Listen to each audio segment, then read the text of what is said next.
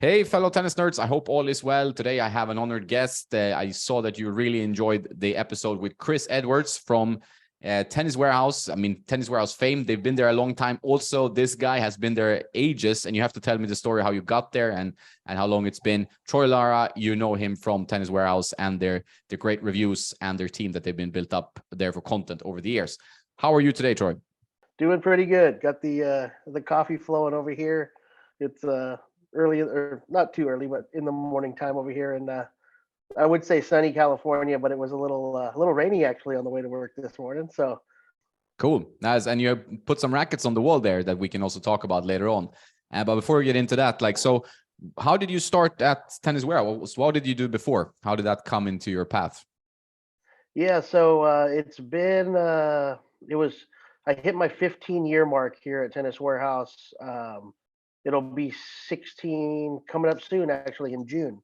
Oh, wow. But the way I started here was it was pretty much like a college job at the time. So I was going to junior college in the local area, tennis warehouses in San Luis Obispo, and pretty much my plan was to try to transfer from the local junior college about 30 miles away from SLO into Cal Poly SLO. So that was kind of my plan. And once I kind of knew that I was going to get into Cal Poly, I was like, well, I'm gonna be commuting and I'm gonna be in San Luis Obispo every day.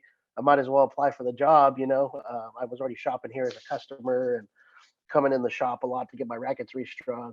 And so, kind of that summer that I knew I was going to transfer to Cal Poly for college, I applied, I got in, and kind of just been a great experience ever since then. I started out doing sort of the basics, customer service. I think within maybe like 2 or 3 days of being hired, one of the supervisors already put me on the phone. I didn't even really know the sales system that well, but I knew tennis and the gear better than most of the supervisors that were training me at the time. They're like, "You're, I guess, a tennis nerd, a tennis nut." And so I was like, "All right." And so they kind of just let me go at it, and ever since then, it's been a pretty cool road, pretty cool path and career so far. Yeah, if you've stayed that long, I mean, it's a sign also for when talking to Chris that you have a great vibe. And I know it personally that you have a great team there and that I think it seems like a nice atmosphere to come into every day. Everybody seems to love tennis and racket sports. So it's hard to ask for more if that's your passion in life. Do you do anything else besides tennis? You have any crazy hobbies like Chris with the surfing or the cars? Um, I do enjoy cars. I'm not really a car collector or maybe enthusiast as much as Chris, but I do like that aspect. Not much into the surfing and getting out in the water too often. Every now and then, it's fun to get out, but I'd say probably my biggest stuff is like I'm just a big sports fan in general. So I watch a lot of sports. I kind of tennis is my main love, and I can sit there and watch Tennis Channel all the time. But I'm big into football. That's what I grew up playing: football, baseball, basketball, the typical three big American sports. That's kind of what I grew up with. And my dad was a coach. He coached me in all sports growing up. Primarily football is his thing, but he coached me in baseball and basketball, so we can just hang out and watch sports. We talk about football, and he's got that coach's mentality. So my family in general is just a really athletic family, but no one in my family has ever done tennis until I started jumping into it. So yeah, we kind of bond over sports and stuff like that. I even like some motocross, like dirt bikes. I'm big into that because my brother-in-law got me into that. But yeah, that's kind of the main thing, and just very competitive family, kind of sports wise. That's cool, right? It's nice to have something you can share and talk about. And also, sports is something that kind of unites everyone, right? Whether you play it or just watch it, it's such a positive thing for everyone, I think. So that's also why we love it and when we want to share it and spread it. So yeah, you were always kind of a racket nerd, a string nerd. I know you're a very good stringer. You still string quite a lot, right? That's what I heard. Yeah, so I don't string as much as I once did when I was like actually stringing customer rackets all the time and stuff, but pretty much all the rackets that we get for playtesting, like our web editing team and all that, anytime there's a new frame that gets sent to us, it usually comes to my desk. I'm the one that usually puts the strings in it. Brittany or Chris or Michelle will chime in and say, "Hey, what do you think about this tension?" So I'll try to pick a tension or whatever that kind of suits the team best for that playtest, and then we'll restring throughout. But yeah, I string the rackets, stencil them, get them ready for the tabletop and the video and all that stuff, make it look pretty for YouTube and all that. But yeah, I'm the one that strings for pretty much our team. Yeah, no, that's great. But you never had any interest in like stringing tournament stuff and things like that. Like, It's definitely been a thought in my mind or an interest, and I actually do one of the like probably the biggest like open level USTA tournament in our area oh back yeah, that's close cool. to actually where I live at. So I do that once a year. It's always at the end of summer, and I do that for like 3 days, and I string for players. It's a decent tournament. Like over the years, like Marco Skiron has won it.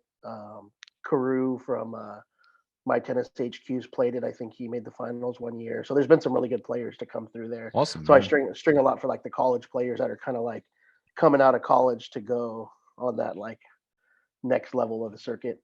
Yeah. Have you seen a big shift in the strings and the tensions overall? I mean, something I think about sometimes is like for a while people talked about like, everybody's dropping down below 45 pounds or whatever. And that seems to have kind of gone back a bit, or I don't see it as much anymore. Maybe I'm not on the radar as much, but what are you noticing? Have you noticed any huge trend shifts over the years of stringing for these tournaments and also for T-Dub? I wouldn't say huge trend shifts, but I do think some of these players are getting a little bit more experienced with their taste for the string, and also a little more educated. So I do see now that some of these college players, these high level players going into the pros, are dropping tension a little bit on their poly if they're going full bed, to get that a little bit more forgiveness from it. But also a lot of them also are kind of shifting to. I've seen more and more shifting to hybrids, and the ones that can't afford it or are willing to sacrifice a little bit are even doing the gut, Oh, even wow. at the lower level, not necessarily your top 50 or your top 25, type of thing. So there was actually quite a few in the last year's Santa Maria Open that I was actually doing some gut hybrids. Wow. Okay. Yeah, that's cool. I mean, it's a great feeling. When you play a gut hybrid, it's a lot of people try it and they don't want to go back. Obviously, it's kind of cost prohibitive for some people because it is a pretty expensive string setup, especially if you break strings quickly. You hit with a low spin, then that gut goes. Yeah. Oh yeah. Yeah. Do you have like a favorite setup yourself, like a favorite string or racket you tend to go back to, or like me, like it's tough to with all the choice you go a bit nuts? Yeah, I'd say like you, it's tough to to find a home base or something that I truly love. I would say that if it was more readily available, or if I was maybe playing tournaments more frequently, I might actually be one of those guys that like would invest in the gut, because I think like we did the play test a while back, but me and Chris did like the Rafa versus the Roger string setup comparison, and I actually really really enjoyed. I got used to that Champion's Choice and the gut and the mains, and it's pretty amazing the feel and that extra like zip and power you get on your flat shots and the touch shots and all that type of thing. But I would say probably my one racket string setup that I kind of can go back to all the time and it still feels really good to me is the E-Zone 98 Extended, just because I got used to that now for going on probably like 4 or 5 years. And as long as I got something similar, I prefer Hyper G, but something like Hyper G, probably like a 1.25 at about 45 to 50 pounds, I'm probably pretty happy. How was that transition? Because I mean, I never tried the ISO 98 XL, I think, or Plus, they call it, Yonex. How did that because you used to always play with pretty heavy frames. Like, I think a lot of people know that about you if they're watching the Tennis Warehouse videos. And I think we have similar tastes. Always like 6'1" 95. I like that. I like a little bit of weight up the hoop to increase the twist weight and stuff like that. Also, big fan of the E-Zone, especially with some slight customization. But then obviously one-handed backhand feels a little bit tougher with the extended frame. But did you feel like it was a big transition to go from standard to extended? Yeah, it was something that I kind of wanted to do at the time.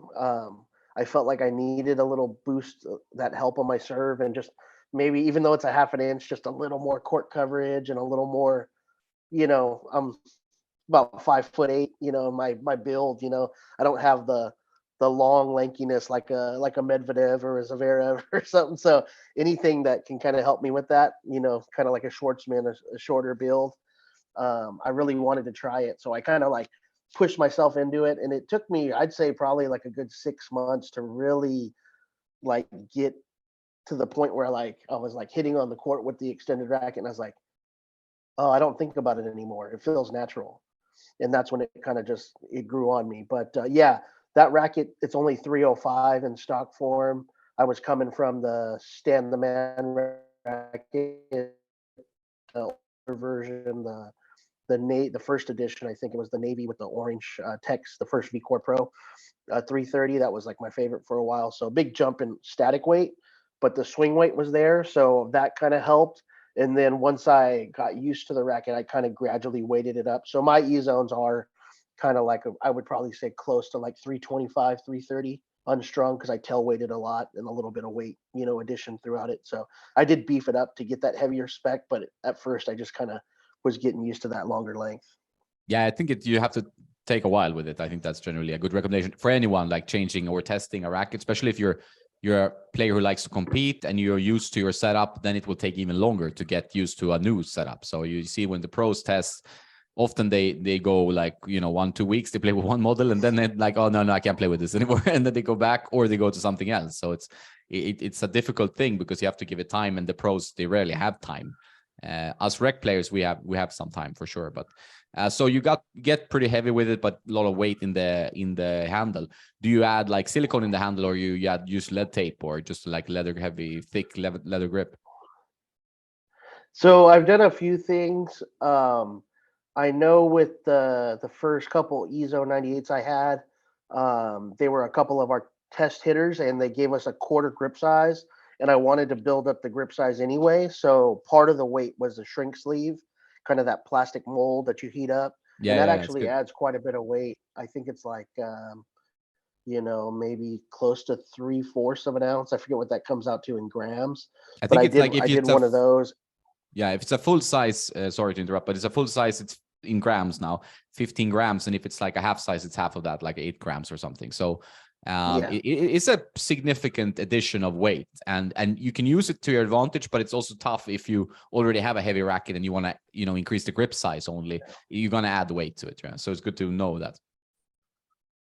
Yeah, so in this case, it was advantageous. I already wanted to add weight and I wanted to build the grip. So I actually, on one of them, I put the shrink sleeve and I put a leather on top. So there was a bunch of weight throughout the whole base of the handle. It wasn't necessarily concentrated at the bottom. Like a lot of times, if I don't want to build up the grip or I don't want to put a leather grip on, I'll just use tungsten putty, which we sell here. We have our own T-Dub little jar of putty, and it kind of, you roll it up into a ball and you can kind of put it inside the two little tubes inside the handle, and then just kind of secure it with a little bit of cotton, and then put the trap door back on. So that's another way I'll do it. But in this case, I was using the shrink sleeve with the leather, and that gave me a lot of tail weight. It made the racket like really head light. I think it came out to like 12 points head light at one point. So then I kind of like tweaked it a little bit and kind of added a little weight up top and dialed it in that way.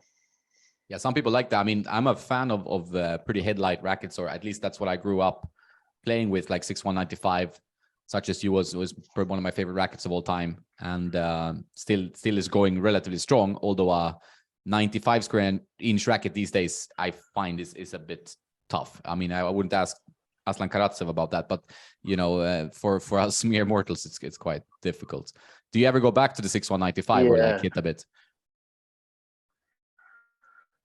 Every now and then, yeah. We actually just got in some of those Wilson Pro Lab, the V13, the all black 6 1s. So I've hit that a couple times since we brought it in stock. Me and a couple of the racket experts here on the phone lines, we kind of share one that we pass around, and that feels really good, really firm, really solid. But we were clearing out some old boxes of storage, and we came across some of the old 6 1 demos that we had from like 2012 and 2014. So I grabbed a few of those, 16, 18, and 1820. I prefer the 1820, but yeah, every now and then I'll take it for a little classic test drive. Like former playtester Granville would say, it's kind of like kissing an ex-girlfriend or an old girlfriend. It kind of brings back those old memories. But yeah, it's a sweet racket. I still love the 6-1. But after going so many years without playing with it consistently, and then kind of my palate gradually kind of changing a little bit, going to something like an EZO 98 Plus, which is a little more modern, easier power. You go back to it and you hit it, and you're like, damn, man, how did I play with this for so long and play tournaments with this? It's pretty demanding, but it's a very beautiful, sweet feeling experience, though. So Yeah, I agree. I mean, the same. I played with it for like a year ago. I played with it kind of consistently, the old encode version, which is my favorite. And yeah, then I kind of started testing, and then you slowly float away from the racket because you're testing so many new frames. And then you're trying to go back, and exactly like you said, you're like, what am I doing with this 95 screen racket? Like it's so difficult to generate any power. If you're playing on clay, people hit heavy topspin, you're late, it's then you kind of like fade away. So then you need another like month or a few weeks to just play with that one and get into it, which is tough in a playtester lifestyle, as you might know, right? So I'm keen to ask you about a few recent playtests. I mean, you're obviously always far ahead of the schedule, stuff that we don't know that's coming out in a month or in years, so but the recent playtests that have been published, we have the Pure Aero Rafa Origin, which I think we both like pretty much. What was your feeling around that one? It's such a crazy spec to release to the general public, I would say. yeah, I was. That's one of the first things that popped in my mind when we were just talking about how I customized my EZO 98 Plus and how they were so headlight, and then you go into something like this that's not headlight at all. Pretty much even balance for almost a 12-ounce racket, which is pretty crazy. But it's for me, it's like I like the Babolat, sort of some of the newer Pure Arrows, how they've gotten softer. The 98's really nice. The Pure Aero Plus 2023 is another one of my favorites lately. But I must say, like, this racket, it's maybe one of my favorite as far as feel and solidness. Probably maybe one of my favorite Babolat rackets I've ever touched. It's like a different experience. I think everybody, if you really want to test things out and just try things, should probably try to demo it, or if your buddy has one, at least give it a hit, because it's a very unique experience, extremely solid. I love rallying with it. Maybe I don't play my best tennis with it all the time, but so far, like, it's just been a very addicting thing. Like, I've literally had one in my backpack every day when I come to work, and like any chance I get to rally with it, and I've kind of restrung it a few times and dialed it in as far as like stiffness goes, because it's a pretty firm racket. But yeah, I mean, you can give me your experiences. I actually watched one of your recent videos where you were doing a review of a bunch of Babolat stuff with one of the really Yeah. high level pros. But yeah, it's a cannon. It's a beast. It's got a lot of weight. It's not very easy to hit the kick serve, but just rallying from the baseline, it's just so smooth, and you really don't have to swing very hard or do a whole lot, and you just get tons of depth and plow. It's the epitome of like plow through, I guess. Yeah, I think it's a fun experience. I shook my head a bit when I saw the specs, and I was like, okay, they're going for this. They're trying to, because even if you compare it to the RF97, that has more of an old school vibe to it, in the way that it's like a heavy, relatively stiff as well, firm racket, but it's quite headlight. So older people will enjoy this kind of, in a way. I mean, I met some guys who are like really good in shape. They're 58, whatever, playing with the RF97, and they hit heavy shots, like really heavy, flat. Everything seems to work. Normally I would tell them, hey, this is not going to work for you in the end, but they actually play really well with it. So I can't say anything. And they like that heft. But when you have something like this, which is the weight, it's completely differently located, everything almost in the head, it's quite polarized. You feel the polarization, some in the handle, some in the 12 o'clock, lots at 12 o'clock. But it's so much fun to play with. And I was a bit shocked, actually, that I would like it. I thought it would just be completely impossible. But it's actually swings okay. And you can let the racket do the work, which I think is sometimes fun.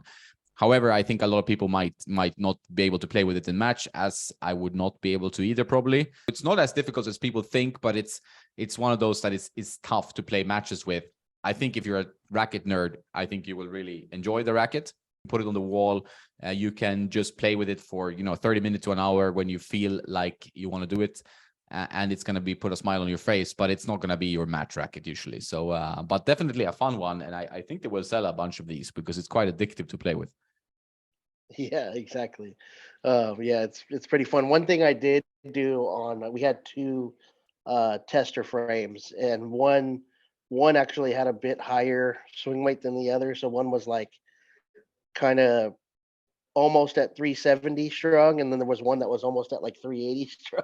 So there was two. Well, the other one, the higher one, was crazy. But though I took the one that was like in the higher 360 range, and I also I just wanted to see what would happen, but because it's only technically it's only like 317 grams unstrung, so not crazy heavy. I've tried a lot of rackets in that weight range, like I'm sure you have, and so I basically put some tungsten putty in the handle, and I pretty much brought the static weight up closer to the RF 97, so it was like 12.6 or so with the overgrip and a dampener. So not quite RF, but close to it. And it ended up being like about 6 points headlight, 6 to almost 7. And that's what I kind of continue to play with after I did that. And that's the one I still use. So I ended up tail weighting it, and it's heavier overall, but I think it actually swings better. It swings pretty nice. Yeah, and I So haven't even tried that yet, so that makes me curious now to put some weight in the handle, and that seems to be a logical. I mean, it's gonna be heavy anyway. It's already 370 swing weight. You're not gonna add any swing weight by adding weight to the handle, but you're gonna make it feel a little bit more natural, like a normal racket, I would say. So I think that makes sense to do that. What string did you settle on? Did you find like a string that worked well in this racket? we tried RPM a lot throughout the playtest. The first thing we strung it with was the RPM Blast 15L, which we were trying to mimic Rafa's setup. Right, we did it right about 55 pounds. But tried a few different other polys. We tried it with RPM Rough. We tried it with RPM Hurricane. So we did a bunch of Babolat stuff first, and then I ended up putting Alu Power in there for a bit. Right now, Cyclone, and then right now I've settled on Hyper G just because that's kind of my base. Did it at 48 pounds, so I dropped Yeah. down a little bit from what the rest of the crew was testing it at. Yeah, so 48 pounds, Hyper G. Okay, that's it's an interesting setup actually. The Ralph Origin, a lot of fun, and definitely a racket people should check out if they're curious about the weight. I would say. Are there any other recent playtests like on the wall there? If we look at it, you had the V Core, and you had the Solinco, and the new Radical, and the Technifiber, which is the TF40. It looks like, which is a frame I Yeah. also enjoyed. Any like outtakes around the V cores? What like they're always so I would say ambitious, which I like, obviously, that I would say head goes more the conservative, like we added a little bit of this, and hopefully the mold is great, so we're not going to change that. That's a little bit the head's approach in recent years. While Yonex, they always want to do something, whether you like it or not, it's going to be something relatively drastic for racket nerds. What did you feel about the new V cores? Yeah, I was pretty impressed overall. The one I got up here is the 95, a la Marcos Giron or Shapovalov. But yeah, I think biggest difference here, it definitely felt softer from the first time I hit it, softer, more plush, which is kind of unique. But they also kind of did it with the E Zone as well. With both these newest versions, the beam got a little bit thicker, but it also got a little more flexible. So, and I know the stiffness is really relative, at least the way we measure it on a RDC machine. The stiffness is really relative to the throat region, kind of the middle halfway bending point, and not so much the layup in the hoop or other sections. But yeah, thought it was unique. They made the beam a little thicker, but also softened it up. It felt very plush, very comfortable from the beginning, which is something that I think was nice. I think a lot of people appreciate it, but very different from maybe some of the older V cores, like the SV and some of those models that were kind of firmer, crisper, kind of that more modern feel. And that's kind of what they were going for, as the V core is their kind of like spin racket, kind of synonymous with the Pure Aero.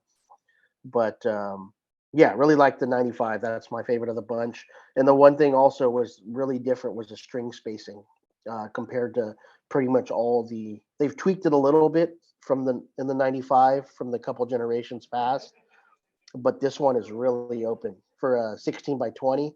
The string spacing, if you hold it up with like the newest Pure Aero 2023 for a 95, the string spacing actually is more spaced, it looks like, than the current Pure Aero. So you're getting like that really modern, easy lift and launch angle, but in a 95 package. But with that 95, we call it a 95, but it actually, the sort of wide hoop, it plays more forgiving to me. So it's a very user-friendly 95 in that sense. Yeah, for sure. I usually think of them almost like, when Head used to measure the opposite way around. I always think of Yonex rackets the other way. Like instead of Head used to say this is a 98 and it was a 95 until graphene era. But with the Yonex, I feel like you add 2 square inches almost, at least 2 to 3 square inches. So it's a 95 plays like a 98 almost. The 100 plays almost like an oversized frames in many ways, because it feels so like the isometric head shape. I mean, it doesn't all come with, it's not all benefits, but because it can also lead to a bit of lack of control, obviously. And a sweet spot that's small, you feel it better in a way, but it's obviously harder to hit, while a large sweet spot, easier to hit, but then you have a little bit less precision, less sweetness in the sweet spot. That's how I see it anyway. But it was an interesting try. I really liked the 95 as well. I think it was my favorite. I feel like the softest one was maybe the 98. That felt incredibly soft, like it's like a pillow, maybe a bit too soft almost. It's like very, very gentle to play with. When it comes to the Solinco racket, like how are they doing? I mean, I think the new 98 1820 really impressed me. I think it was a good stick. I did struggle a bit with the previous one with the launch of that one. Felt a bit open, or this was some extra movement or trampolining in the string bed. What do you feel about the new Solinco frames? Yeah, I definitely would agree with you on that. When the blackout and the whiteout first came out, good rackets, solid frames. I liked the whiteout 305, 1619, and the extended, but I didn't quite love them. Like they were really nice, really solid, pretty stable. I'll compare more of the extended versions because that's kind of my base nowadays with my E-Zone. But I thought the 1619 version of the extended was just a little bit firm filling. And also with that really open 1619 pattern, it's pretty spaced. I was getting a little bit of kind of erratic spraying every now and then on flatter shots. And I just didn't feel quite as connected like on the slice and the touch and stuff. So when this 1820 version of the extended came out, I was super excited. Got it in the office. I strung it up with Hyper G17. I'm like, okay, we're going to hit it tomorrow. And got on the court. And at first I was a little hesitant with the 1820 because I haven't played with an 1820 as my own racket in a while. I thought maybe launch angle issues or whatever, but I just felt dialed in. My forehand was just like, it was like an extension of my arm almost. And for some reason, I was thinking the 1820 string bed compared to the whiteout 1619 extended, that it would feel maybe even a little firmer, but it actually felt relatively plush, and I felt even more connected. So I really think they hit the mark with that one, at least for my preferences and feel. Yeah, I didn't try the extended one yet, but I felt like the string, I mean, sometimes with an 1820, you feel like the ball wants to kind of just dip, like you're not going to be able to generate enough movement on the ball. But with this one, it felt like the spin came quite easy. You can't always only look at the string pattern. You have to look at the string spacing, how it actually performs in the racket and so on, right? Actually been hitting a couple Solinco samples, I don't know, they send us a couple just to kind of give us an update. Like, I think they're the similar frames to what they have right now, but maybe just a tweak in the layup right now, and really impressed with that going forward. So I think they'll keep some good stuff going around. Hopefully they stay around in the racket side of things for a little bit.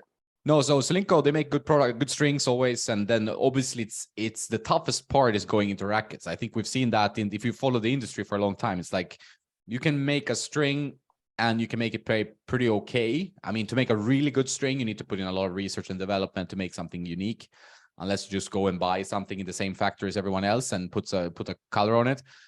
But with rackets, it's such a difficult engineering feat if you want to go your own way, right? I mean, you can buy a mold from Alibaba, but it's also tough if you want to go really your own way, So I think that's a tough one to go in and take market share. But if you make good products, there's always possibility. Yeah, you ever thought of making a tennis nerd racket, man? Or Yeah, I should. No, I don't. Like, I would be fun to look into it at some point, just to learn the whole process. Like, if you know, it's not so easy, so you have to kind of get into it, and you have to probably have a lot of money to back up to actually make something, because I would obviously want to make something that I feel is the best racket I've ever played, or that I want to play with it. So it would take a while. It would be like, can you take some of the H22 and make a PT57A feel here, and then more power and more spin, and yeah, it's gonna be a tough one.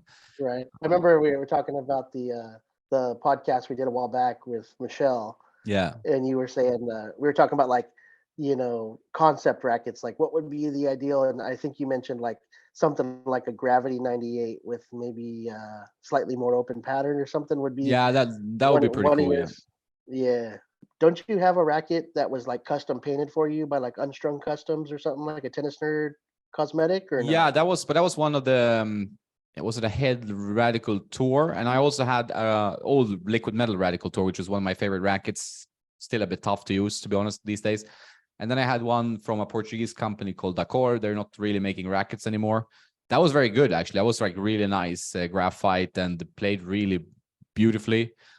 So that was a shame that they're not around. I think that shows that it's quite tough to make rackets Yeah. work. But there's so many good rackets, but there's always something, So in every racket you play, you know how it is when you try everything. You're like, okay, this is great from 1, 2, 3, and then 4, it doesn't quite work. And when I talk to my friend Hendrik, for example, who also tests everything, he is like, "Oh, I love this racket," and then 2 months passed. He's like, "Oh, I'm switching. I'm going somewhere else." Yeah. Yeah. It didn't work on clay, for example, or it didn't work like when I was stretched out in the corners. I'm like, yeah, this is the craziness we live in, right? You have to embrace it. Yeah. Uh-huh. Technifiber, those I actually think they have made like a huge stride in going from being good rackets, not the prettiest rackets always back in the day, but now they actually look really good and they play really well as well. I think they taken like a pretty big steps towards a good direction. What do you think about recent Technifibers?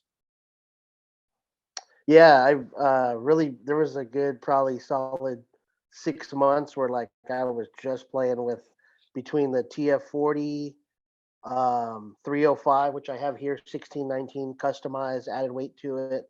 And then when I did the play test for the new or newish 315 ISO T fight, I really got hooked on that one. I was playing with that for a while, and then just because in my mind it's got a stiffer layup, kind of like the Pure Aero Origin. Um, it plays pretty good for for being like a 69 RA, which we tested. It actually plays fairly comfortable. I would think it was more like a 66 or 65, but just because that number was in my mind, I tried the 300 version of the T Fight, the ISO, and I weighted that up a little bit and kind of tweaked with that. So tried a lot of the T Fight stuff lately. Really like TF40 is typically more of my like cup of tea, coming like back in the day from like a blade, kind of that softer feel, but it still has nice pop to it. I like the 1820 a lot of the T Fight, the newest one, but there's times where like it does 1, 2, 3 great, but number 4, there was times where like on those short angles or on like a faster surface, I was really having a hard time just creating shape on the ball with the 1820. So I do prefer the 1619 of the TF40 a little bit more, which I think was a great addition to their line. But the T Fights were surprisingly nice. They don't quite have the feel of that TF40, a little less feel, but you get really easy pop, and with the open string pattern on the 315 and the 300, really easy bite. So just a fun racket to play with. Yeah, I haven't tried the 315 actually, because I got like an ISO 305 and it was quite a bit over spec. So it was like 340 swing weight with a lot of weight in the hoop. So it was a bit tough to give it like a full balanced review, it's just tough when you get like something that's too much over spec or just way out of your reach. Like if I could give it to some pro, maybe they'd be like, yeah, I love this. But for me personally, it gets a bit high through the 340 swing weights, to play with regularly. But generally the TF40 I love. I think this is both the old one 1820 and the new one 1619, very good rackets. And also I like the IGA as well. Like I thought the IGA was quite impressive. It wasn't too stiff.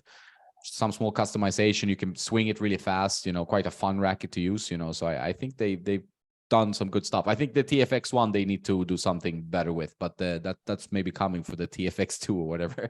I don't know, but Yeah. But yeah, yes, really liking those. I would say if I had to knock the Technofiber, just naturally their palette shape isn't my favorite. It's kind of like the old school head, kind of that kind of long, wider, flatter kind of palette, kind of like yeah. an old school, yeah, head racket. So I get used to it, but I don't. It's not natural to me. So that's one little knock. And then also with the handle, as you probably noticed, there's no trap door on the butt cap. So usually to customize it, it's a little bit more work, a little bit more of a pain. It's harder to conventionally customize it, I guess, unless you were to kind of drill a hole in the bottom part and hope you get one of the tubes. And I guess you could maybe like silicone it that way, or just remove the butt cap completely. But that takes a lot of work. It's not the easiest thing for customizers and tennis nerds like us to just do some handle weight. No, I think it's a miss. I don't know why they do it like that, because it seems like, I mean, everyone else pretty much does the trapdoor stuff, and it helps so much for customizers, for just regular people to just put some weight in. You can remove it easy. Like you said, the tungsten putty was a great way to do it. So it's I just don't get it. Like I think it's such an overlooked thing. Hopefully they listen to this and they will reconsider for future rackets, because the rackets are great. Like they're very good rackets.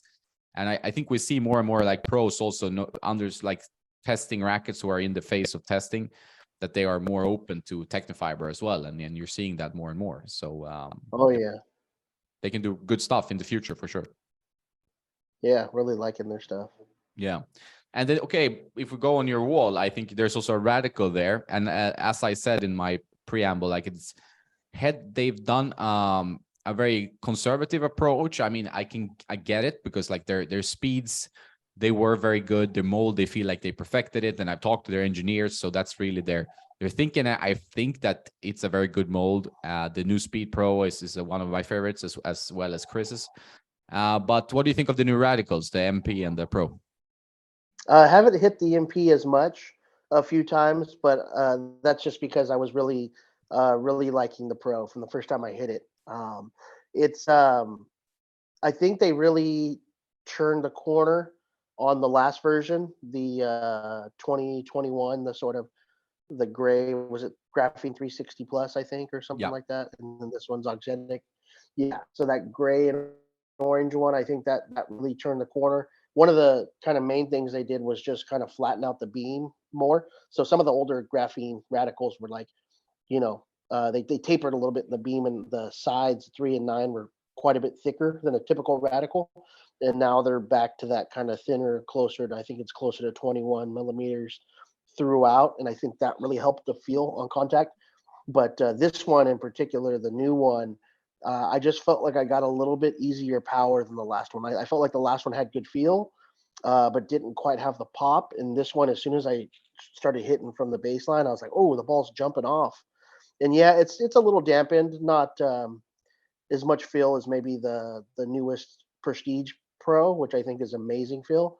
But I was liking that I was getting a little boost in power, still had good feel.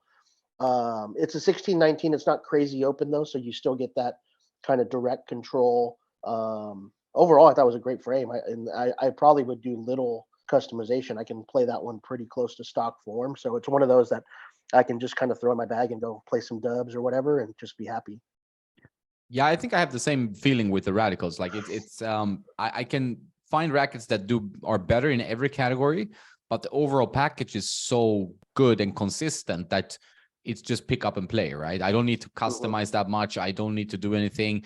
I don't have to worry about some crazy launch angle, trampoline, anything. It's just consistent, right? So you put in something, you get it out, and you still get a bit more power than a Prestige, for example. So it's a little bit helpful compared to that. And I like the MP, and I think the Pro is also very good. So it's just like a toss up there, but it's just a racket that's very dependable. And it's not like a huge change from the previous edition, but like you said, I think once they went into the 360 Plus, I think a lot of the rackets improved, compared to the Graphene Touch and the Graphene XT and those rackets. I wasn't as much of a fan of those lines. I think they've been producing much better rackets the last 4 years, you know. Yeah, most definitely. Yeah. So and also there was one, I put a few rackets out there that we haven't touched, which is the partly the new Gravity. Not like a huge change there. Like I like the Gravity MP because it was very soft. It's something I can easily recommend to players who are, you know, want a pretty soft feeling frame that is pretty easy to swing but still control, right? So I think the Gravity MP was an improvement. Did you swing a lot of the Gravities? Like, do you have a preference in the Gravity family? I love the feel, the solidness, and the thin beam of the Pro. I guess, kind of like we were thinking conceptually, I would like to try that Pro frame with a slightly more open drill pattern. So I think if you put the 1620 of the MP in the Pro, I think that would be really, really something I would dig on. I like the MP as well, and I think if I added weight to it or customized it, it would play great. You know, Ashley Barty was kind of using a similar type of frame to that setup. And I don't know the layup and stuff, but quite similar. So I think it's a good racket, but just the slight difference in the beam thickness, right? The MP is just a little bit thicker. So I think if I could have my preference, I really like how the Pro feels. I just want a little bit more grab, a little bit more openness from that string bed to liven things up on those kind of low balls or those cross angles and stuff like that. Yeah, I think it's also like that. The Gravity Pro, I like it a lot. I just find it a bit demanding somehow. Like I just a bit too tough to use. And I'm a fan of the Prestiges, as you know, but it's like the Gravity I find a bit tougher. I don't know why. I still like it a lot. Like and the Pro is great. The Tour I find to be very good, but obviously Tour is not available in all you know, geographic areas, so that's an issue with that one.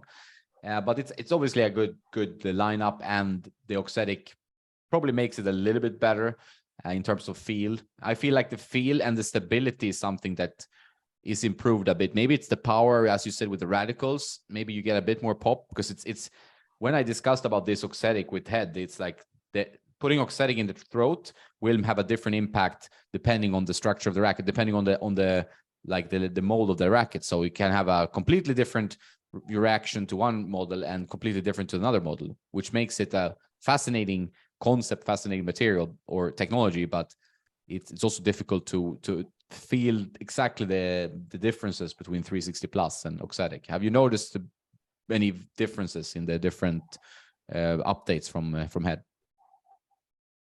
Yeah, I think Auxetic has been pretty spot on, or at least the way they've implemented the technology. That I feel like, you know, they've put it mostly in that throat area, not throughout the, you know, the way they've strategically used it. I think the only racket so far that I didn't really think it maybe was necessary for me was on the Gravity Pro, just because I thought the original Gravity Pro was so good by itself. It's just that almost like pro stock, classic graphite, solid feel. Whereas like you almost don't need technology in a racket like that. But I still think the new Gravity Pro is a great frame. I just thought the original was hard to beat already. Other than the fact that I'd like a different drilling of the holes, but that's not, you know, necessarily a technology. That's just the way they, you know, design the frame. Yeah. So yeah, I think Auxetic's really good. Like I said, the Prestige Pro in the current lineup is probably one of my favorite feeling frames on the market. It's just classic, buttery, silky smooth. You know, that one next to like maybe like the Phantom Mid, like the 1820 or the 1418, that thin beam, some of the Phantoms, and maybe like the Dunlop CX 200 Tour, which maybe doesn't get talked about a ton, but I think that's a great feeling frame as well. And I was actually thinking in my head, these rackets, one of them I forgot to bring out that really kind of gets overlooked, and probably just because it's a classic kind of remake racket, but the Vocal C10 Pro. I've been hitting with that a lot lately, and that's just a beautiful frame, and it's just so comfortable. It's another one of those addicting feelings because it's just so plush, but then it's got the weight built in, so it's got a really nice spec in stock form, and then the open pattern really gives you a pretty easy spin on most baseline shots. So that's another one too. The C10 Pro, I think people kind of overlook, and that's a great frame.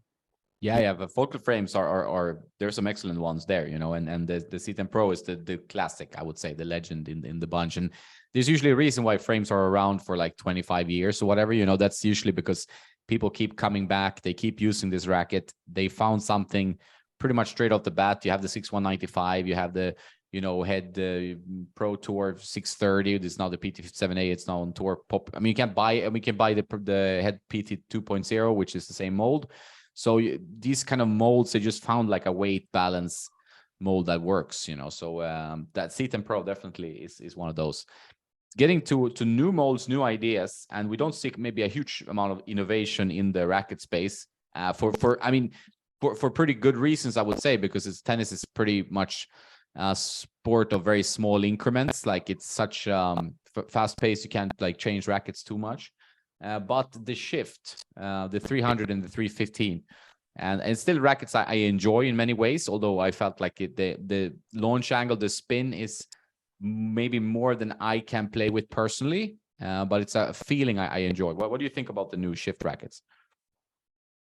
Yeah, they're quite unique. I know from the first time I hit with one of them, I was surprised when I actually found out kind of what their typical stiffness rating was. I know Wilson's very much into their dynamic stiffness now, so they're testing the racket from all different angles of flex, not just your traditional Babolat RDC machine type stiffness.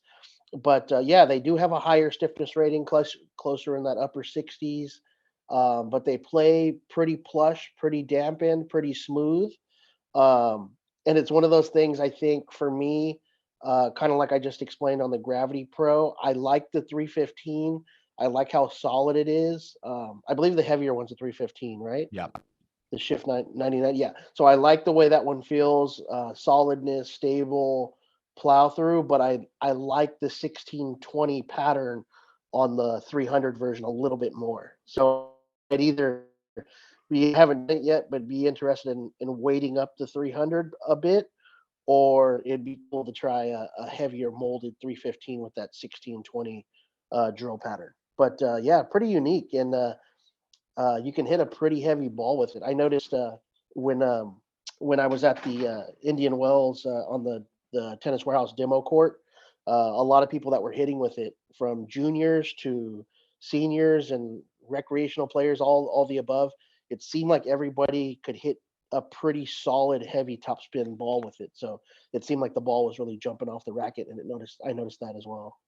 Yeah, it's definitely like a modern frame, like a made for, you know, top spin players, college players, young players who are kind of grow up with, you know, semi-Western grip and ripping the ball from down to up, you know, instead of, it's not really a traditional classic player's racket. It's more of a for a modern game. And I think that is where you have to be heading. You know, you have to find these rackets and create them. And I really enjoyed it. Both I agree with you, probably the 300 version with the pattern, with the good string setup, and then adding some weight would have been like a good option. I haven't tried that yet, so that's maybe next on the list now, with reviews are hopefully slowing down a bit. One racket I wanted to talk about was the Pro Staff X and the new Pro Staffs in general. Like that kind of design was very heavily discussed in forums. You have all your famous Tennis Warehouse forums, I heard, and obviously when I move around different courts, clubs, when on my travels around here in Spain, especially, you get questions like, okay, oh, this is amazing, this is not so great.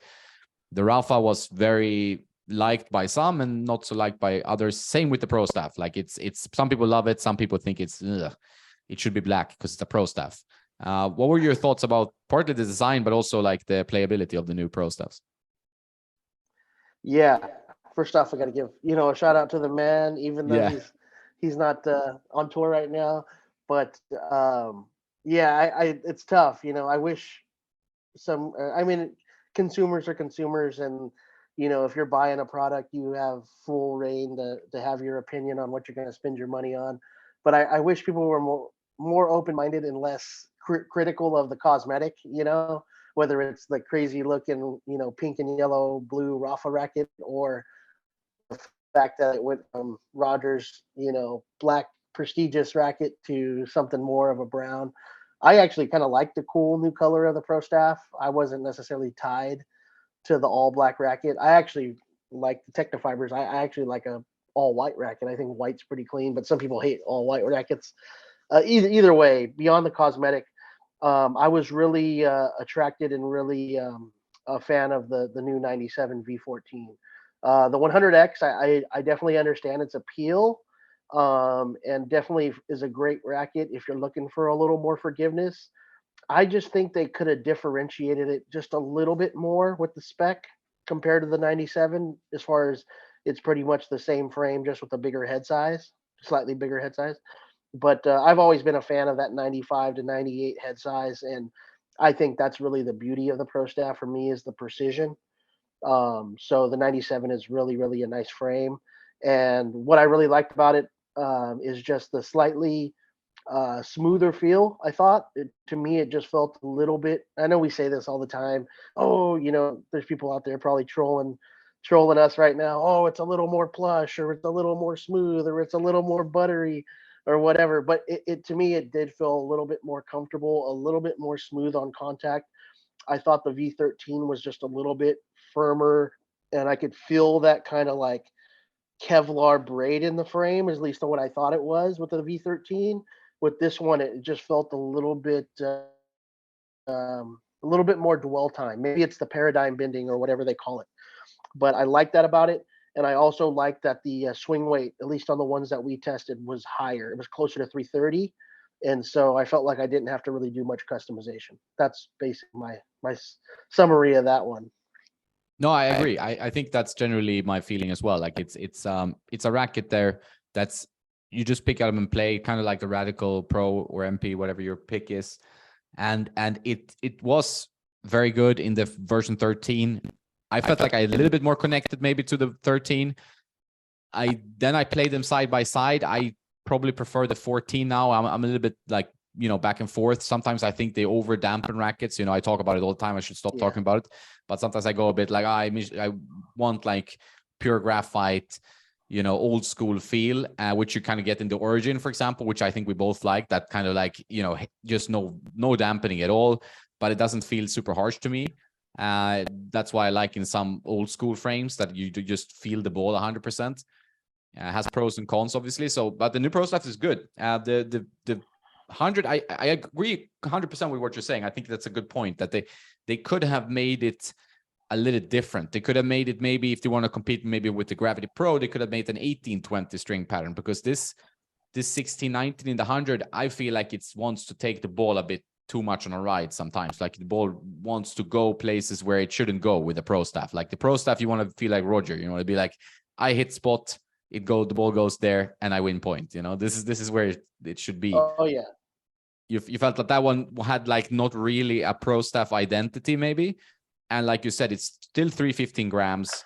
It's still the same beam width, and it's just like 100 square inches. So makes it not, unique enough. I would have liked it maybe if they go 100, fine, but then maybe make an 18-20, so you still get that control, but a little bit more forgiving head. And you can play around a little bit with the specs. So maybe we see that in the future. I don't know, but yeah. We'll see what people. I don't know, like how much customer feedback do you get? Like, do you get people? Do you keep up with everything on the forums? I mean, that's obviously rough work, or do you like check customer data all the time so you know what the customers say about the new frames that come in? Yeah, personally, I mostly pay attention to the feedback, like on our YouTube channel. I kind of scroll through that every day and kind of answer people's questions. I hear, oh, this paint job sucks, or you guys are crazy and you don't know what you're talking about, or like just random comments.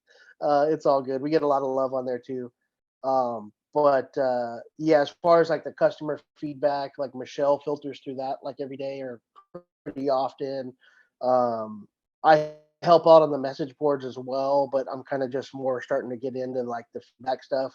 I started, doing a little moderation and stuff like that. So yeah, we try to do our best to listen to what the people are saying in those forums on YouTube and all that. We try to at least have somebody in the department that's kind of keeping an eye on it and sharing it with the team.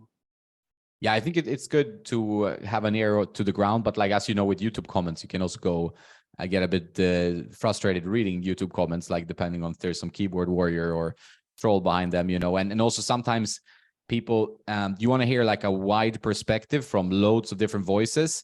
But then, like with some people who watch every racket video in all channels everywhere and just want to write something that they feel like want to get out their opinion, they get like a too big of a voice, you know. So then it's tough to always like get an understanding of what is the average consensus when some people are screaming so loud, whether it's the cosmetic or and like you said, I think people in general should give things and people and things in life more of maybe more of a chance, like not be so just like, this is shit, this is not the way it used to be, this is just generally my life philosophy, right? It's not about products, that you should not like try to judge straight away. Just keep an open mind, see it in person, hit a few balls with it if we're talking about rackets, and give it a chance. Like, and also understand from a company point of view, obviously they want to sell rackets, they want to create a racket for the biggest possible audience.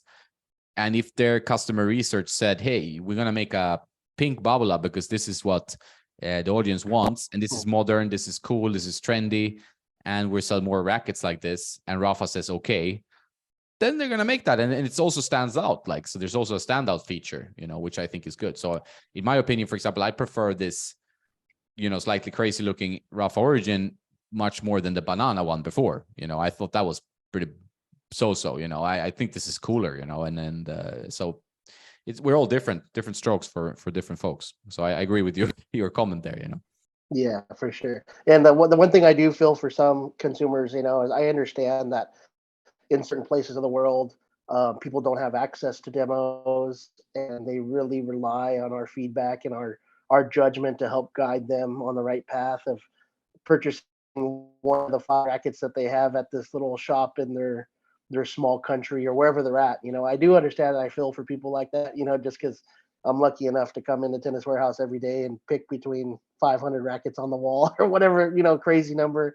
And I got, you know, tungsten putty and lead tape and leather grips and all that stuff. So I do feel for the consumer in a certain extent. But yes, I completely agree with you in the sense that, yeah, I wish people were a little bit more open-minded, a little more open to thinking about things before just hitting the keyboard and just saying, "Ah, this sucks," or "You suck," or you know, whatever. Yeah, Just I think so. just a more Bit more love. positive mindset. Yeah. Yeah, I think that's a good message. When it comes to like when you, I mean, you get a lot of rackets all the time, new rackets. Do you ever get bored of testing rackets? I mean, do you still feel the excitement? I obviously understand being in this same situation, kind of, that not every racket will give you like, woof, you know, I want to try this. But when you get a racket that you've been looking forward to, do you still feel like a kid on Christmas, or how is your emotions? I think it's been kind of ups and downs, and now there's been definitely periods of like, man, like you just kind of get burnt out on, you know, trying stuff that you kind of think is like somewhat mediocre. But you know, for the most part, yes. Like when you get the new Rafa Origin, or you get a Solinko 1820 extended, yeah, you know, me and 3 other guys in the office are all fighting for it, or you know, for the most part, it's very much a kid in the candy store, and you're very appreciative of what you got at hand, just for the sake that, like I said, you know, there's so many people that don't have the access. And I think like it's really, you know, pretty good lately in the last, like I'd say, year or two. It's really surprising how many. I mean, it's all judgment and personal preference, but I feel like there's a lot of good rackets and shoes, for the most part, that are on the market right now. So like almost every brand, there's something really good to pick from, and yeah, I can remember times throughout my career here where that wasn't the case.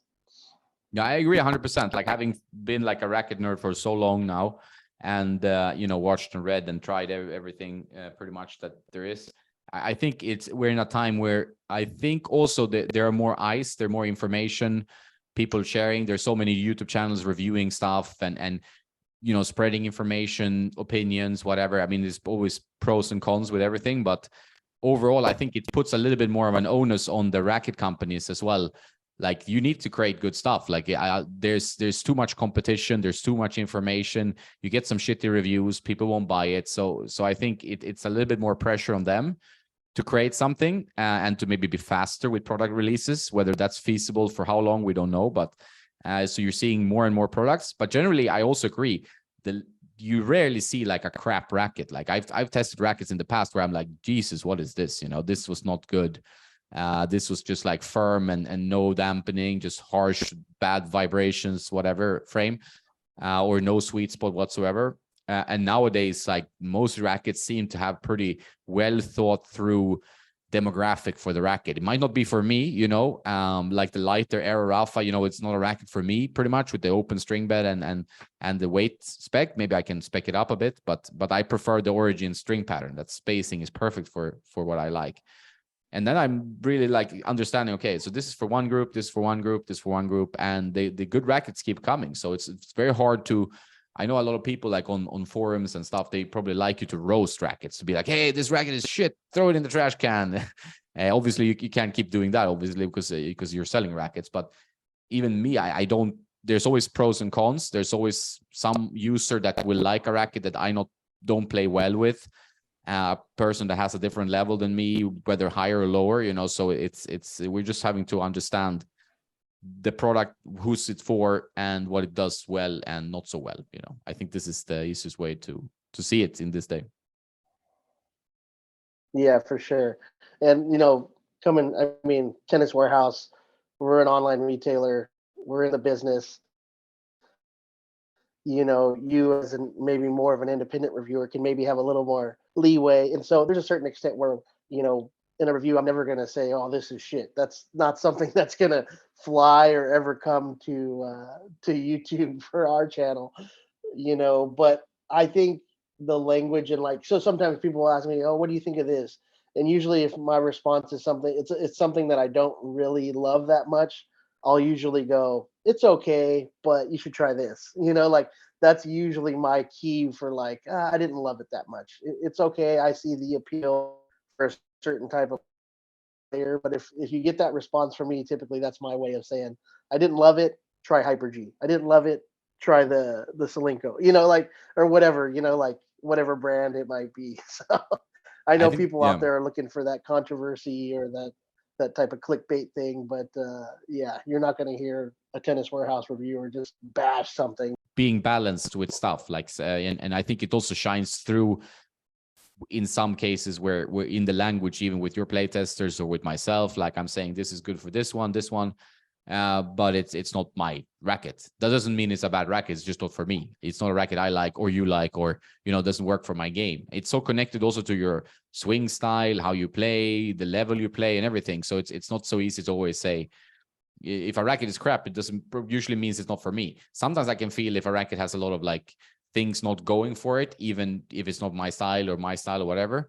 But rarely these days, like you said, I haven't seen a lot of rackets that are just completely miss the mark in every aspect. They just, focus on different aspects. I think we're in an era where you can't really get away with making a crap product.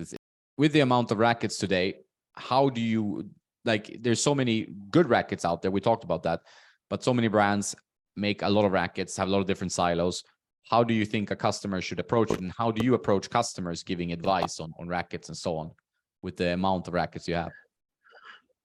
Yeah, I mean, it depends. Sometimes people will ask, what's a good racket for them, and a lot of times they just give you a general outline of what they're looking for, or maybe their level and that type of thing. So when it's pretty general, I try to give them, maybe a few options, sort of like a demo list typically, and maybe try a few different things if they're not really in tune with, dialed in, as we say, of kind of what their specs are, a stiff racket or a flexible racket. So I usually always kind of lean on the side of arm friendliness in a racket, especially for someone that's kind of recreational. You want to keep people in the game and not take them out of the game by giving them something too stiff on their arm. So I kind of lean that direction usually.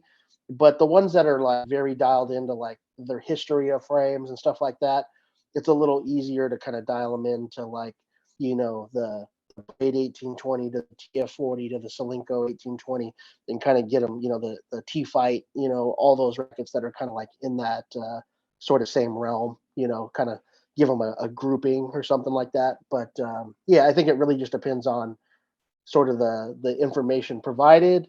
And if they don't give very much information, you kind of give them a good umbrella of playtester favorites. And then for me, like I said, I always kind of my recommendations always kind of lean on the arm friendly side, maybe the flexible, be comfortable.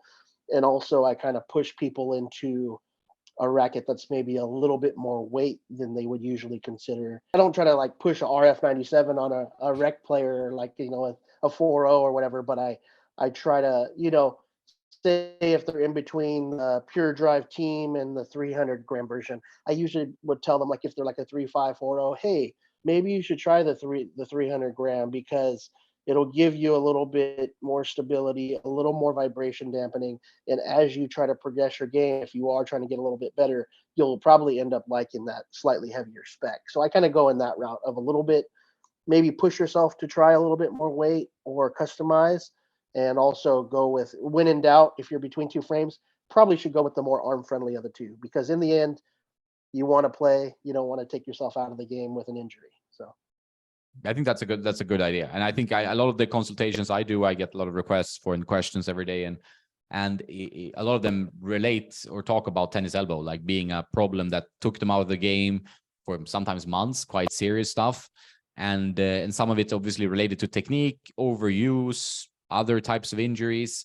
But it can also be gear. Like I've seen a lot of people using very stiff strings, especially with high tensions, and I can then relate, okay, so you're playing, Rafa style setup back in the day when he didn't have the origin racket, for example. Like people wanted to use RPM blast at 28 kilos or 60 pounds, which is too much, for many people. So I think that's generally a good idea. Have you ever suffered from tennis elbow yourself? Like, do you have any injuries in terms of that? not what the typical tennis elbow would be, like the lateral epicondylitis. I've never really had that injury there. Probably the worst one I've had on my arm, it was actually kind of random, but it was actually on my non-dominant, on my right arm. I had some real bad pain running through like one of my tendons in there. So it was a long time ago, probably like 8-10 years ago, and I basically had to stop hitting a two-handed backhand for a while, and I just kind of was like slicing or hitting one-handers. And then when I did go back to hitting two hands at the time, uh, I had to go very select with the racket, and I also was playing with multi-filaments for a while. But in the end, it was almost kind of like a blessing in disguise, because it really made me kind of hone in and kind of refine my technique, clean contact off the front hip or hitting out in front, that type of thing. Yeah. Obviously, I think it's if you have good technique, you will be less prone.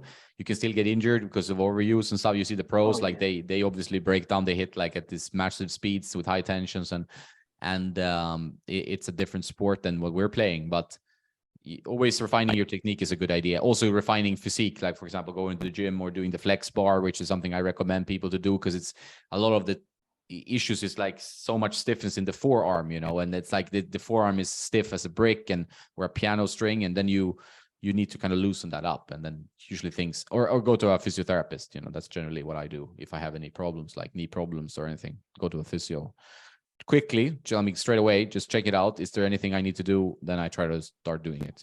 I think it's a good way to avoid it. But overall, I think we're seeing like a more dampening, and I mean the popularity of the Wilson Clash, very arm friendly. Pro Kenix is not like a super well-known brand, but they have very good dampening technology with their, quad focus, like the kinetic moving around with the beads. So that's quite interesting. So there's most rackets today there seems to be a lot of choice anyway for people with, want a super comfortable setup. At least that's what I've seen. Yeah, definitely. Yeah, ProKinex has some great frames. The Black A series for kind of the more advanced players, and they even have some really good tweener frames that are really well dampened.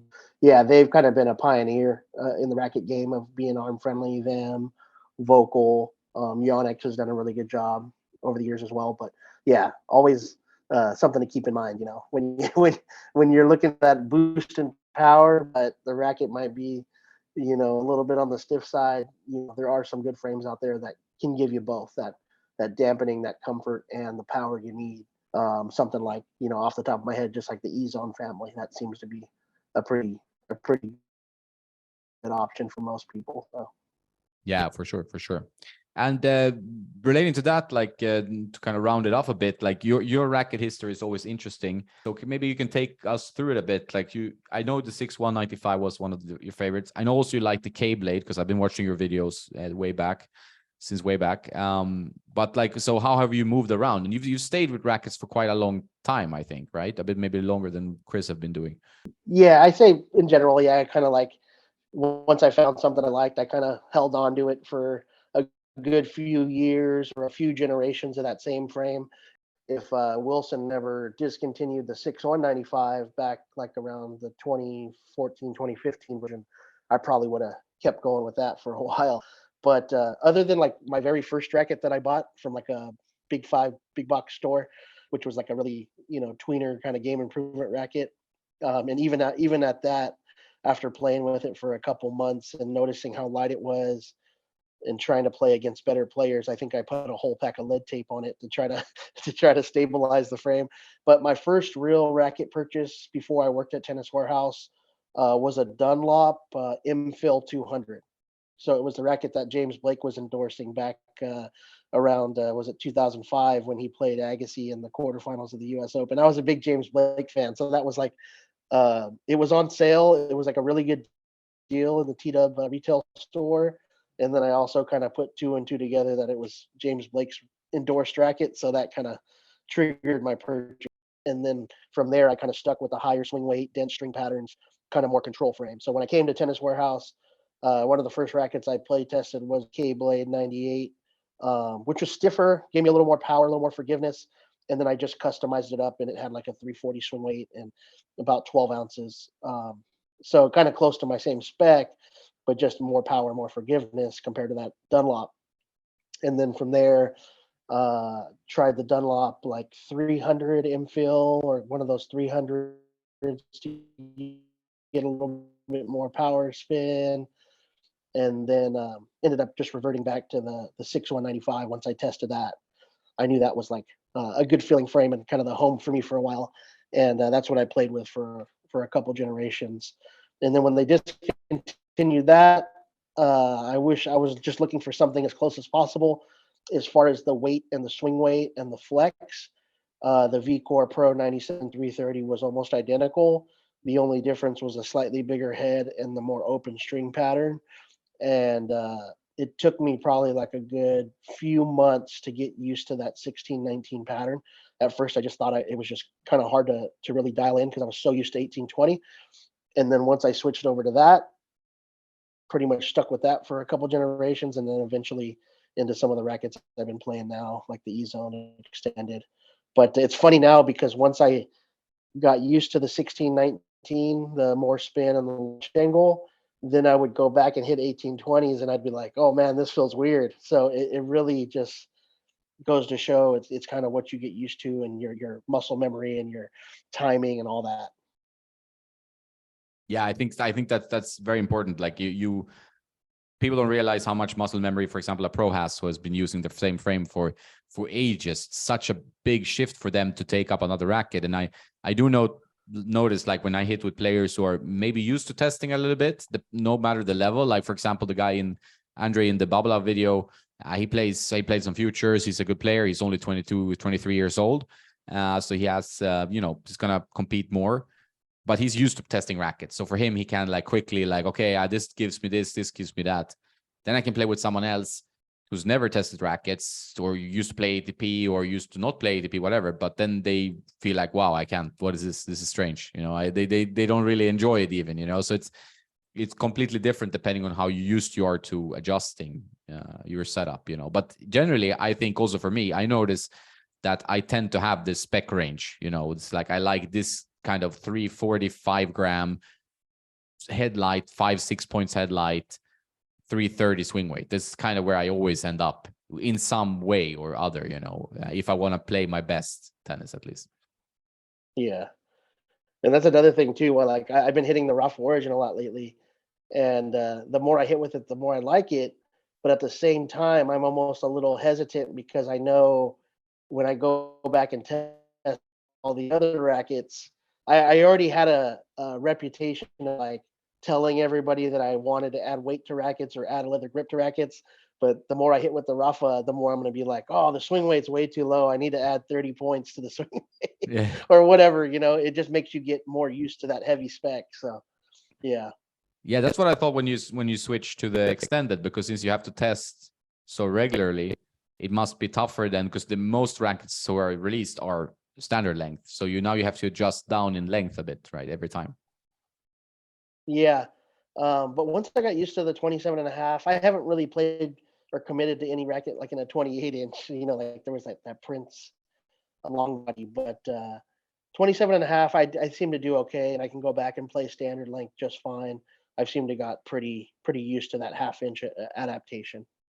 All right, that's good. Yeah, it's not so crazy. I can do it as well. Like I have two Pure Drive 98. One is 27.5, one is 27, and I can just go in between them. Like, I mean, I do feel the difference because that's such a powerful racket, and the extra length makes it like a rocket launcher. But it's not that hard once you get used to just adjusting to that extra. And you can always like choke up a little bit more on your grip, so it makes it a little bit easier to swing. Yeah, but another example of that was like back when Wilson was doing the spin effect way back Yeah.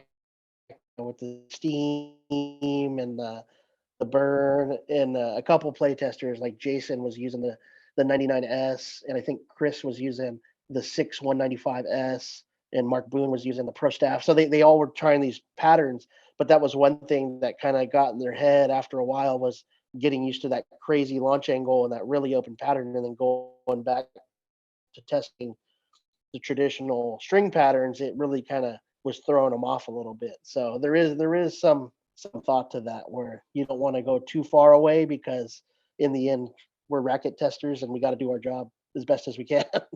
No, same for me. Like if I know it's like if I have a crazy spec and then I get like a batch of rackets to test, it's obviously going to be tougher for me. Like if I play with the Origin, for example, I won't do that, but I would feel like, oh no, this racket, they're all light. They're all very light, Yeah. So it's like in your head at least. So then it's like the adjustment becomes huge. But if I play with something very much in the middle, like a Radical MP, then it's like, okay, I can go to a Solinco, to a Pure Aero. It doesn't matter because I'm kind of in the middle of everything anyway. So it's an easier transition, and it seems to work pretty well for me. But yeah, it's a fair point, I think. Yeah. So you went like from K Factor, then you played with the V Core. That was a heavy bat, like the 330 gram V Cores. I remember. I did actually really like the new HD they had. No, not the HD, the heavy one, 97H, when they released that one, because that was like felt like a tank. It had like 347 swing weight when I strung it up with Polytour Pro. I just loved how heavy that ball was. It's just like brilliant racket, but tough in the long run when you play matches and stuff on clay. But overall, just beautiful when you hit the ball. Yeah. So after that, you went to so the ESON Extended you've been with for a few years at least then. Yeah, I switched over to it at the end of it's probably been like since about close to like 2020, because it was like at the end of the cycle of the 2018 version, and then used the 2020 version, and now I have the 2022 or whatever, the current E-Zone 98 plus, which is kind of like I said, my baseline racket. But lately I've been hitting a lot of other stuff. I really like that. I could probably easily switch to that new Solinco extended 1820. That's a really easy racket for me to use. I really like the V Core 95 with some customization. That's a great frame to play with, and even the TF40 is pretty natural for me to play with. The only thing I don't love about it is the slight different grip shape. But those are all three rackets that I could probably pick up and just happy with. Even the Radical Pro with a little bit of tweaks. Yeah, exactly. Do you feel like it's tough to go back to your regular frame when you've been testing so much, like your heavy testing period, for example? There are times, yeah, there's definitely some times where like I go back to the zone and I'm like, man, like, it just feels like the feel's a little bit off at first, but usually after like a warm up or like a set of doubles or something, then I start getting dialed in, and I'm like, okay, this is why I play with, this is why this is a good home base for me, just because it's easy power, it has a good blend of touch and feel. It's not too low powered like some of the really thin beam, lower powered rackets, but for being a little thicker beamed, and the one thing I'd say I probably don't love about it is a little muted in the feel for me.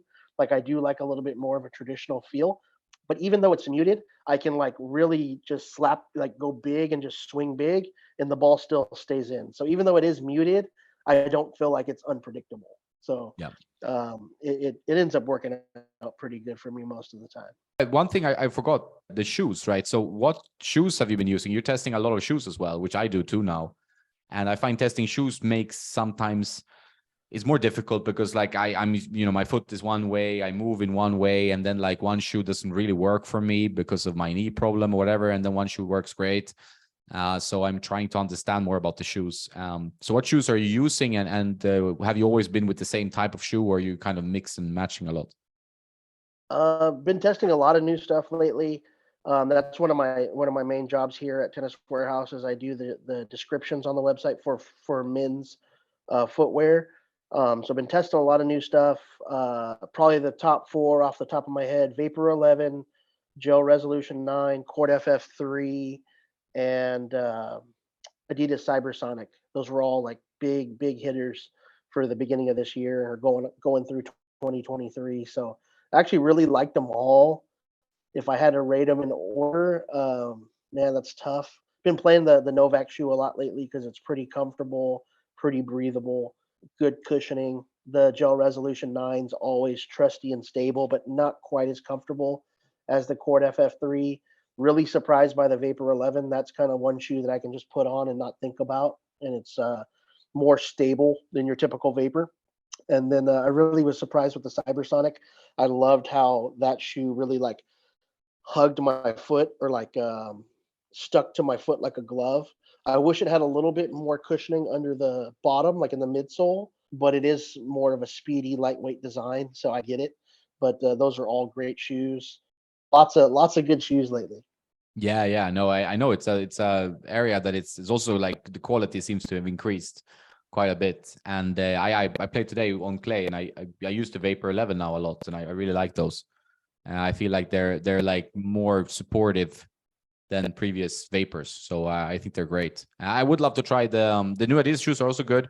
I would love to try the Asics, the new FF and the new Gel Rest. That would be on my list of shoes I would like to try, because now I've done the Yeah, Nike, so that's cool. But yeah, lots of good shoes, but it needs to fit, like, also to people who are listening, like it really needs to work with your foot. So I think your descriptions are very good. Like, is this fitting like a narrow fit or a, it gives a little bit of an idea, because you can't demo shoes unless you're in a actual store, so you cannot take one out on the court. So that makes it a bit trickier so you have to kind of read through and watch the reviews to do that. yeah. I would say also to just in the last year or two, if you're looking for comfort, which is a big thing for me lately, K-Swiss. All right, Troy, I think this has been a great talk as always. We can do more of this in the future when you have time. I mean, from the office and so on. I would love to visit you guys one day. That would be really cool. Hopefully can make that happen and go out to San Luis Obispo and do like a cool video together. That would be awesome. But yeah, thanks for your time and for the chat. Always nice to hear your insights about rackets and strings and your time at TW. So what's your plan for the rest of the day? You're going to hit some tennis balls. Yeah, hopefully get on court for a little bit, maybe do a little cross court rallies and maybe a little dubs or something like that today. And then we got some playtest videos coming up this week. We got to do some video review for some shoes and stuff. Can't tell you which one. So if you guys are listening out there, stay tuned. Come check us out, our Tennis Warehouse YouTube channel, as well as a Tennis Nerds YouTube channel. But yeah, thanks for having me, Jonas. And anytime in the future you want to sit down and talk for a while, and it'd be great. And hopefully, yeah, one day you can come out here and we can hang out, hit some balls, maybe have a pint, have a coffee, whatever, man. Yeah, a pint sounds good at this time. You have a nice day now, and we keep in touch. Talk soon, I guess. All right, Jonas. Good seeing you, man. Good hearing from you. Same, man. Take care. Say hi to everyone I know. Take care. All right. I will. See ya. See you, man. Ciao, ciao.